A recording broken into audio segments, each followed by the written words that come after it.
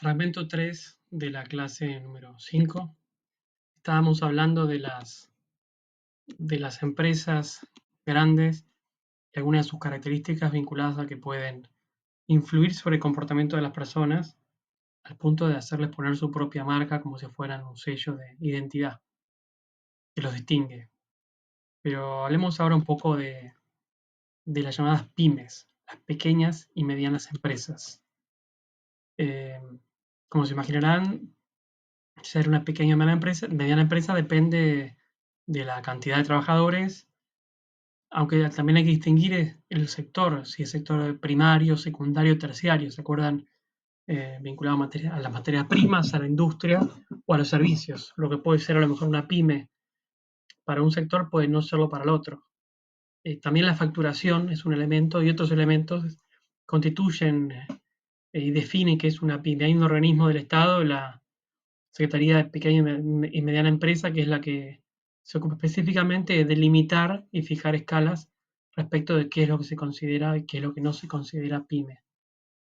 Ahora, a la hora de hablar de las pequeñas y medianas empresas, no debemos pensarlas en términos de que es una desventaja ser una pequeña empresa frente a las grandes. Al revés, las pymes, al tener volúmenes de producción más chicos, tienen como una de sus características que sus ventajas ser más flexibles. Pueden cambiar sobre la marcha en función del gusto del consumidor. La empresa grande, ya creo que les conté hace un ratito que no puede hacerlo, no tiene esa flexibilidad. Eh, También hubo muchos casos de fábricas de autos que tuvieron muchísimos problemas porque empezaron a diseñar autos que a la gente no les gustó y prácticamente quebraron. Las marcas norteamericanas, por ejemplo. Hoy los japoneses tienen más claro qué es lo que quieren los consumidores. Pero decía que las pymes tienen más capacidad de adaptación que las grandes.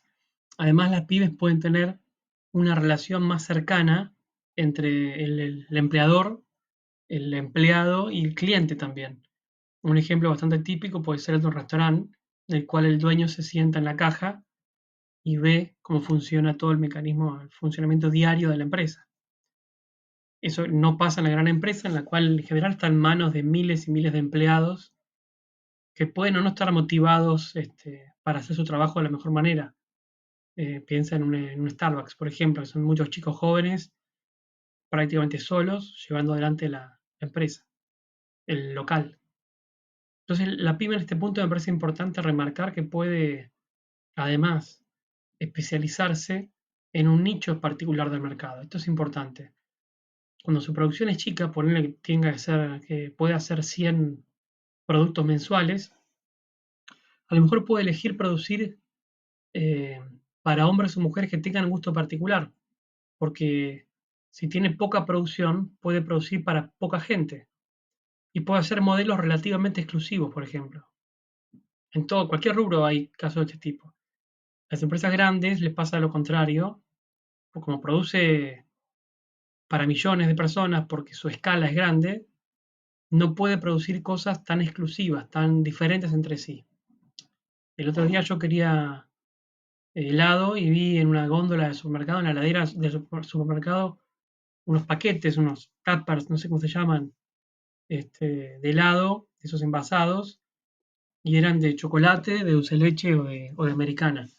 No había menta granizada, pistacho o otro gusto, porque esos gustos les gusta a poca gente. Entonces, la gran empresa que empaqueta, que hace helados, no puede, eh, no puede dirigirse a un pequeño nicho de consumidores de pistacho porque no es negocio. Eso quedará para pequeñas empresas. Porque la más grande lo que produce es lo que, vende, lo que se vende más, porque tiene una escala más grande y necesita vender más. Eh, Ahora, como decía, las pymes sí pueden hacer eso. Y hay países que tienen toda una red, un tejido de pymes, como puede ser Italia, incluso Japón, que se dedican justamente a eso, a buscar nichos en los cuales puedan especializarse y vender cosas más caras, porque si uno está dispuesto a especializarse, lo hace básicamente para poder vender por cosas, por precios un poco más caros que lo estandarizado, que lo común, que lo que se ve en todos lados, como por ejemplo ropa de alta costura, joyas, relojes, algún tipo de chocolate artesanal, café artesanal, todo lo que sea eh, para un público, va a ser la producción gourmet famosa, ¿eh? Que por ser escasa y por ser único se puede vender más caro. Eh, bien, de todas formas, obviamente sabemos que el mundo en general va para el lado de las multinacionales, para el lado de las grandes empresas. Y también para el lado, hay que decirlo, de la estandarización de las cosas que se venden, que nos estamos todos prácticamente iguales. Y esto no tiene muchos años, es básicamente a partir de la segunda mitad del siglo XX que comenzó una era marcada por las grandes empresas eh, que tienen muchísimo más recursos que las pymes para poder especializar, para poder llegarle al consumidor a partir, por ejemplo, de lo que es la investigación, lo que se llama investigación y desarrollo. Inversión que le permite ser de los principales generadores de patentes, de inventos a nivel mundial. Van desde remedios hasta materiales textiles, hasta tecnología de comunicación, o lo que se imaginen. Todo lo que pueda generar algún negocio, alguna oportunidad de venta, atrae la inversión y la investigación de parte de las grandes empresas. Y una vez que consiguen este, lanzar un producto que nadie tiene, pueden ser durante un tiempo los únicos en el mercado, los más avanzados en algo, y eso permite ampliar las ventas. Ahora, esa cantidad de recursos que suelen tener las multinacionales, las grandes empresas, lo que le permite, además de, por ejemplo, también comprar a la competencia. No lo tenía en mente decir, pero también a veces la multinacional, en lugar de favorecer la competencia y el mercado, termina comprando a su competidor, pidiendo un crédito para comprar y a lo mejor quedarse con una porción mayor del mercado que perjudica al consumidor, porque el consumidor se queda con menos opciones para elegir si la gran empresa compra a la mediana, compra a la chica o compra a un competidor de su tamaño. ¿Eh? Así que, además de los recursos que tiene la empresa, gran empresa, para, para innovar, también está la parte mala que sería que compra. Y es normal porque el capitalismo funciona de una forma, como decía Ricardo, natural, como una pecera en la cual los peces grandes se comen a los peces chicos. Y es muy difícil de evitarlo y para eso justamente están, y vamos a ver en la materia en bolilla más adelante, todo lo que es la regulación de defensa de la competencia. Pero tomemos otro de los ejemplos, otro de los temas en los cuales las multinacionales, estas grandes empresas a nivel global, pueden incentivar, pueden participar eh, y pueden lograr llegar a nosotros. Y está acá todo el mundo de la publicidad, todo el mundo de cómo se consigue que yo me sienta bárbaro haciendo publicidad gratuita de una empresa, la publicidad de perfumes, que nos ponen a un hombre musculoso y una mujer increíble y nos hacen creer que nosotros, si nos ponemos unas gotitas de eso, vamos a ser parecidos y, y todo es maravilloso. Y usando el perfume de no sé quién, vas a ser parecido a no sé quién. Y también es la forma de entrar en los países. En la antigüedad no funcionaba de esa forma. Era muy difícil que un croata se ponga ropa hecha en Alemania porque los gustos eran diferentes. Estas grandes empresas han logrado, con el cine, con la cultura, con lograr que la gente que tiene influencia, los influencers ahora que están de moda, usen ciertos cigarrillos, cierto alcohol, cierta ropa, corte de pelo, lo que sea, que el resto lo tomemos como normal, lo imitemos. Y eso detrás tiene muchas marcas. Así que la publicidad es un gran mecanismo de estas grandes empresas para lograr generar una, un aumento del consumo de sus productos y en no pocos casos inventar una necesidad. Hacer de un invento que tienen, yo a veces comento la tablet. Si no fuera por la publicidad y la marca, las tablets no tendrían mucha razón de ser.